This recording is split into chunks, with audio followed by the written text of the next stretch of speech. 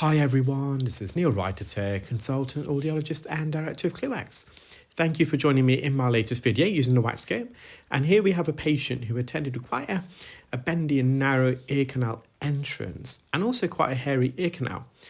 And so I'm just using our medium-sized specular to dilate open the entrance of the ear, and at the same time it's also straightening the ear so we can get a full visualization of this matted occluding wax, dead skin.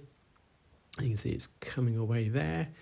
The core of this wax is quite mushy and soft, and to the right where I am now there's a layer of skin that's enveloped the wax plug, which just got suctioned out a moment ago. And now we're going to try and feed this through the entrance of the ear. As I come out with this plug though, I'm also moving out with the specular, which means the entrance then collapses slightly. And therefore this wax got trapped at the entrance and it broke away in several pieces. So just here. So the specular is no longer in the ear. And initially I thought that's the whole wax plug. But when we go in, you can see the rear end of it broke away as I was bringing it through the entrance.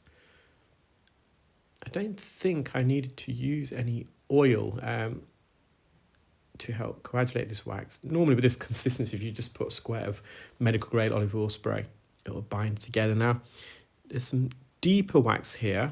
This section here is in the mid part of the ear canal, and then there's some to the right, which is in the last third. I think a little bit may also be on the eardrum.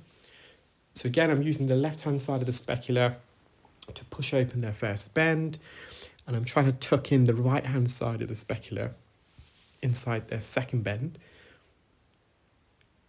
When you use a specular, you want to try and avoid inserting it so the tip comes in contact with the bony part. So you don't want to insert the specular ideally more than a third of the way in.